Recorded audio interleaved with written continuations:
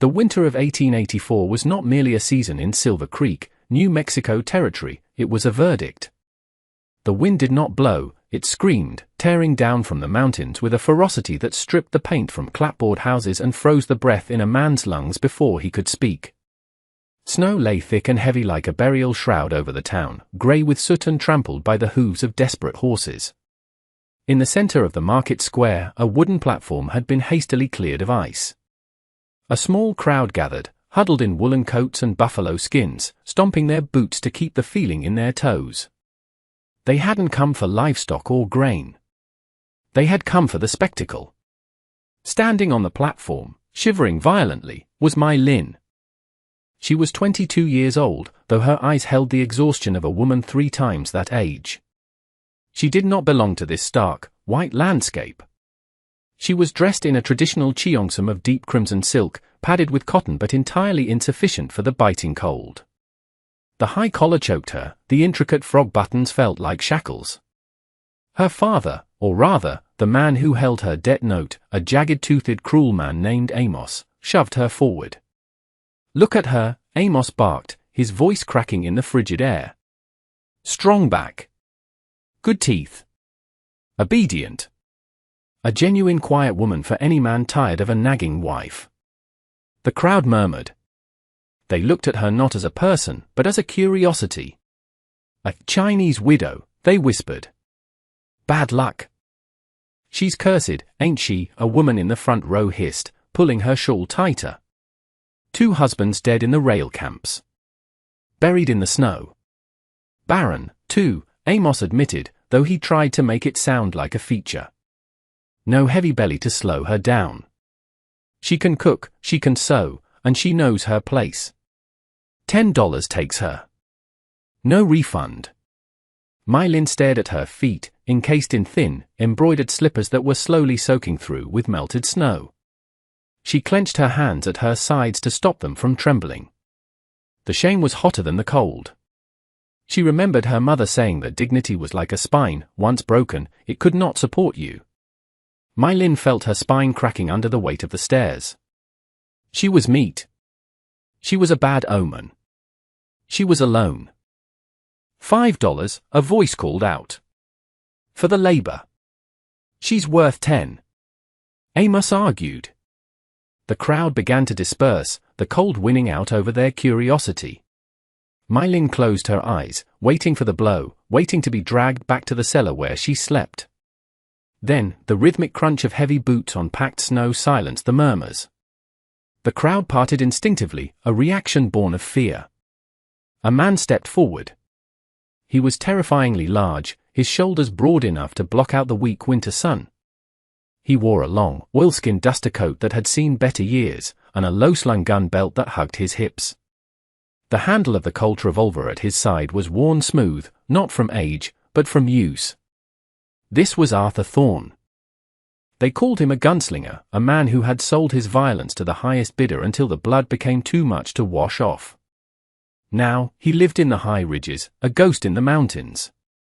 Arthur stopped at the edge of the platform.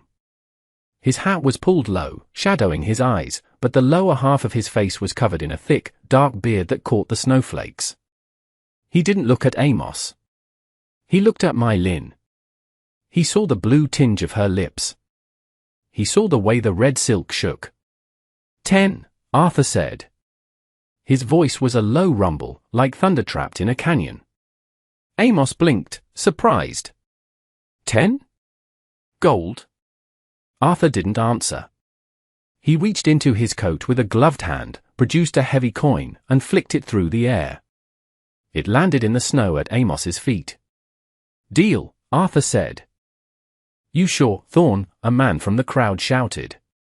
That one brings death. She's a widow twice over. Arthur ignored him. He stepped onto the platform, the wood groaning under his weight. He approached Mai Lin, who flinched, expecting a rough hand to grab her arm. Instead, Arthur began to unbutton his heavy duster. He shrugged it off, revealing a thick wool shirt and suspenders, and draped the massive coat over her shoulders. It was heavy, smelling of gun oil, pine, and horse, but it was instantly, mercifully warm. "Let's go," he said. Not a command, but a statement of fact. My Lin looked up at him, bewildered. "Where?" she whispered, her English accented but clear. "Home," he said. "Before you freeze to death." He turned and walked toward a wagon hitched to two massive draft horses, their breath pluming in the air. My Lin grabbed a small bundle, all she owned, a comb and a rusted locket, and followed the gunslinger into the snow. The ride was an agonizing crawl through a white purgatory. The wagon wheels crunched over ice and sank into fresh drifts. Arthur said nothing for the first hour. He focused on the reins, his eyes scanning the horizon with the practiced paranoia of a man who had made many enemies. My Lin huddled in the massive coat, the leather seat beneath her freezing cold. She studied him from the corner of her eye. He was perhaps 35, though the lines around his eyes suggested he had lived 100 years of trouble. "Why?" she asked finally. The single word hung in the freezing air. Arthur didn't look at her. "Why what? Why by me? I am. I cannot give you sons. They said I am cursed." Arthur huffed, a sound that might have been a laugh if it weren't so dry. "I don't need sons. I have plenty. And I don't believe in curses. I believe in winter. And I believe a house without a woman is just a wooden box. I am to be a wife." She hesitated on the word. "You're to be a help," Arthur corrected. "I have 5 children. Their mother died when the fever came through 3 years ago. I can shoot a coin out of the air at 50 paces, but I can't braid hair and I can't make a home feel safe. They need soft hands. Not these." He lifted one hand from the reins, scarred and calloused. "I am not soft," My Lin said quietly. "Life has made me hard, Mr. Thorne." He glanced at her then, his eyes grey and piercing. "Good. You'll need to be hard to survive up here. It's the cruelty I want you to leave behind." They arrived at the ranch at dusk. It was a rugged structure of hewn logs tucked against the base of a granite cliff, sheltered from the worst of the wind. A barn stood to the right, smoke curling lazily from the chimney of the main house. Arthur pulled the horses up and set the brake. "Wait here." He walked to the front door. It wasn't locked. He pushed it open, and My Lin saw movement inside, small shadows scattering like mice. Arthur motioned for her to come.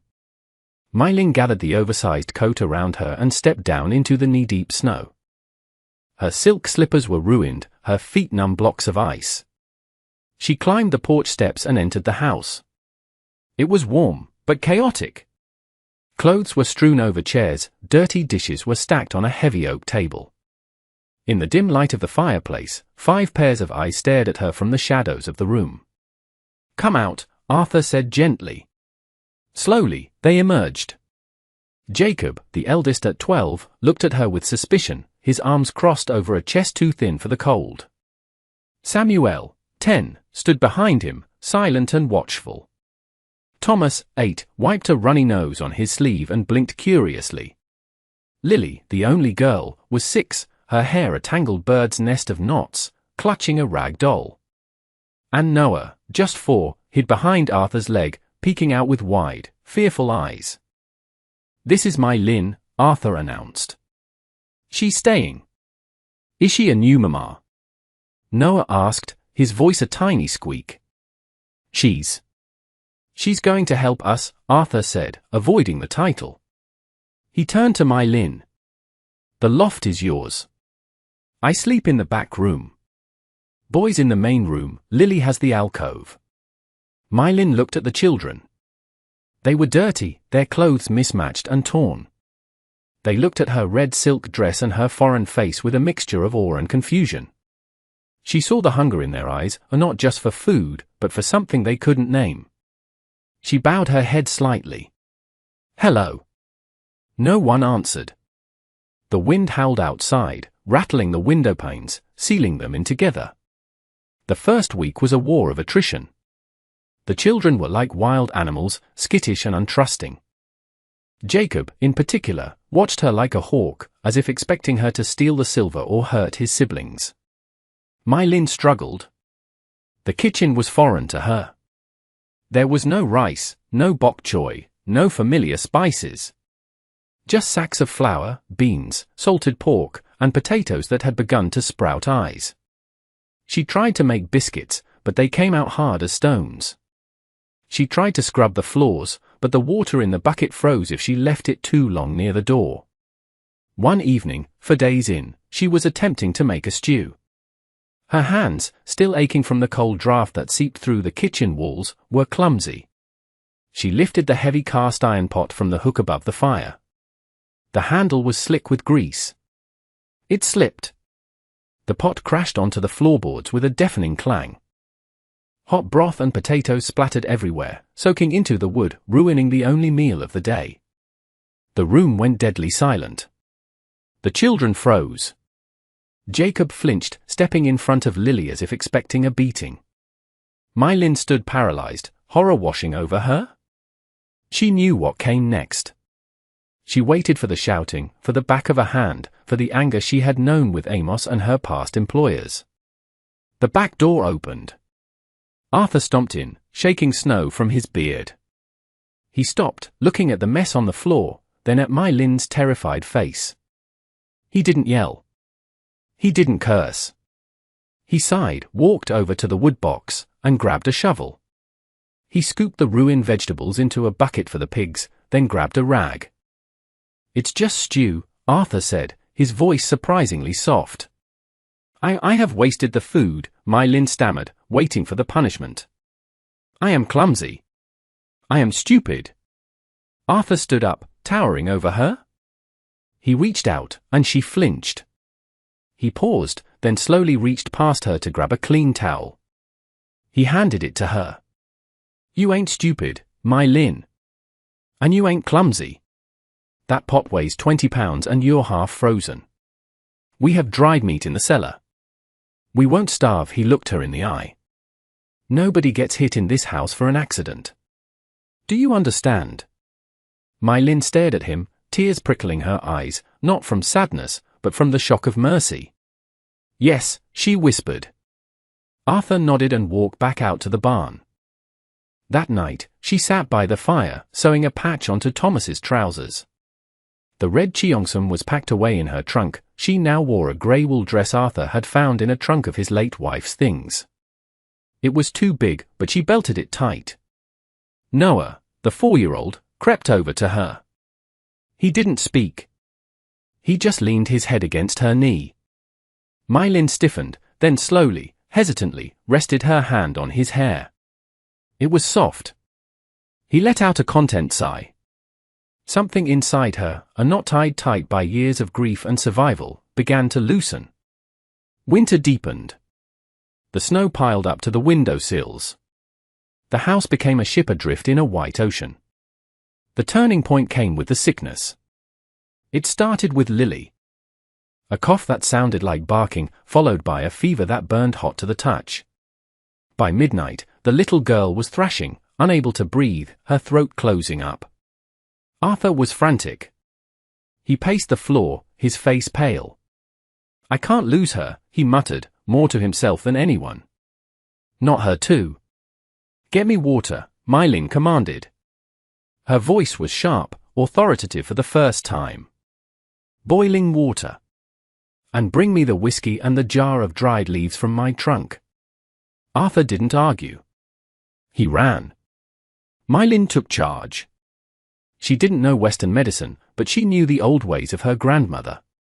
She crushed the dried mint and willow bark she had saved, mixing it into a paste.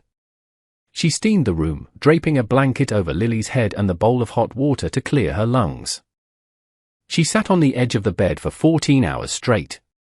She sponged Lily's forehead with cool snow water. She hummed a Cantonese lullaby, a low, rhythmic sound that seemed to cut through the panic in the room. Jacob and Samuel watched from the doorway, eyes wide. Arthur stood in the corner, cleaning his gun over and over, his eyes never leaving My Lin.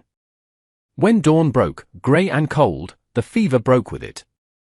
Lily took a deep, clear breath and opened her eyes. "Mama," she croaked. My Lin froze. She looked at Arthur.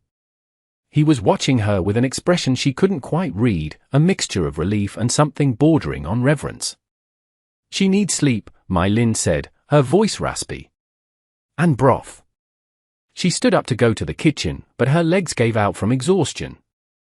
Arthur was there in a second, catching her before she hit the floor. His arms were like iron bands, steady and warm. "I've got you," he said. He helped her to a chair by the fire. "Rest. I'll make the broth." "But you cannot cook," she murmured, eyes drooping. "I'll learn," he said. When she woke hours later, there was a blanket tucked around her. On the small table beside her sat a cup of tea, strong and bitter, just the way she liked it, and a clumsy attempt at a biscuit. Under the cup was a piece of paper. "Thank you. A." The thaw began slowly. The days grew longer. The dynamic of the house shifted. My Lin was no longer the stranger in the red dress, she was the axis upon which the household turned. She cut the red silk cheongsam into strips. From the fabric, she sewed liners for the children's coats and ribbons for Lily's hair. The house began to change. It smelled of ginger and pine. The floors were scrubbed clean. The children changed, too. Jacob stopped scowling and started asking her how to track rabbits. Thomas brought her interesting rocks he found. And they all, one by one, started calling her Mama, not because they forgot their own mother, but because they needed one now, and she was there, fierce and steady. One afternoon, supplies ran critically low. The flour barrel was empty. "We have to go to town," Arthur said, checking the load in his revolver. He looked at My Lin. "You don't have to come. I know it's hard for you there." "I will come," My Lin said, tying her scarf tight. "You need help carrying the sacks. And I am done hiding." The ride to Silver Creek was silent, but comfortable. When they pulled the wagon onto the muddy main street, heads turned. The townspeople whispered. The gunslinger and his Chinese widow. They walked into the general store together. The shopkeeper, a balding man named Mr. Henderson, sneered as My Lin placed a list on the counter. "We don't serve your kind in here unless you have coin up front," Henderson spat, looking at My Lin. "And I heard you're living in sin up at the Thorn place." "Shameful." Arthur stepped forward. He didn't draw his gun. He simply leaned his hands on the counter. The wood creaked. The air in the shop seemed to drop 10 degrees. "This lady," Arthur said, his voice terrifyingly calm, "is my wife in every way that matters to God. She is raising 5 children who would be dead or feral without her. You will weigh the flour, you will give us a fair price, and you will speak to her with the respect you would give the Queen of England. Or I will turn this shop into firewood." Henderson swallowed hard. His hand shook as he reached for the flour scoop. "Yes, Mr. Thorne. Of course." As they walked out, loaded with supplies, they ran into Amos, the man who had sold her. He was leaning against a post, picking his teeth. "Well, look at that," Amos drawled. "The barren ghost looks fed. You get your money's worth, Thorne? Or is she as useless in the bed as she is at making babies?" My Lin stopped. Her face burned. But before she could look down, she felt Arthur's hand on the small of her back. Steadying her. Claiming her. Arthur looked at Amos with cold amusement. "She's got more fire in her little finger than you have in your whole wretched life, Amos. If you ever speak to her again, I'll bury you where you stand." They climbed into the wagon. As they pulled away, My Lin looked at Arthur. "You called me your wife," she said softly. Arthur kept his eyes on the road, but the tips of his ears turned pink above his beard. "I don't like liars, My Lin. And I don't intend to be 1 inch." Spring was fighting to break through the frost when the trouble came to the ranch. Arthur was a mile out, mending the north fence line which had been crushed by a fallen pine. My Lin was in the yard, hanging laundry on the line. The white sheet snapped in the breeze. She heard the horse before she saw it. She turned, shading her eyes against the glare of the snow. A rider approached. It was Harlan, a drifter known for drinking too much cheap whiskey and causing trouble in the saloons. He swayed in his saddle, his face flushed red with drink. "Well, hello there," Harlan slurred, sliding off his horse. He stumbled toward the gate. "Old man Thorne left the prize unguarded, did he?" "Go away," My Lin said, backing up toward the porch where the shotgun leaned against the wall. "Arthur will be back soon." "Arthur's a mile out," Harlan grinned, showing yellow teeth. "I saw him. Gives us plenty of time." He pushed through the gate. He was big, heavy with fat and muscle. My Lin turned to run for the gun, but he was faster than he looked. He lunged, grabbing her wrist. His grip was wet and bruising. "Don't run, little doll," he hissed, his breath reeking of rot-gut spirits. "I always wondered what a China doll feels like. They say you're cold. I bet I can warm you up." My Lin screamed, twisting her arm, scratching at his face. "Let me go. Stop fighting." He raised a hand to strike her. The crack of a rifle shot split the air. A bullet struck the dirt inches from Harlan's boot, kicking up a spray of mud. Harlan froze. Arthur stood at the edge of the clearing. He had ridden his horse hard, the beast was foaming. He held his Winchester rifle leveled at Harlan's chest. His face was a mask of absolute, lethal fury. "Let her go." Harlan released her instantly, holding his hands up. "Now, Thorne, I was just being neighborly." Arthur didn't speak. He strode forward, closing the distance with terrifying speed. He didn't shoot. He reversed the rifle, gripping the barrel, and swung the stock. It connected with Harlan's jaw with a sickening crunch. The drunk man crumpled to the snow, unconscious before he hit the ground. Arthur stood over him, chest heaving. He looked ready to kill the man right there. Then, he dropped the rifle and turned to My Lin. He checked her frantically. "Did he hurt you? Did he touch you?" My Lin was shaking, clutching her wrist where a bruise was already forming. I am okay. He just grabbed my arm." Arthur took her hand, his touch gentle as a feather. He inspected the red marks. A darkness passed over his face, guilt, rage, fear. "I should have been here," he rasped. "I promised you were safe." "You came," she whispered. "You came back." Arthur pulled her into his chest. For the first time, he hugged her.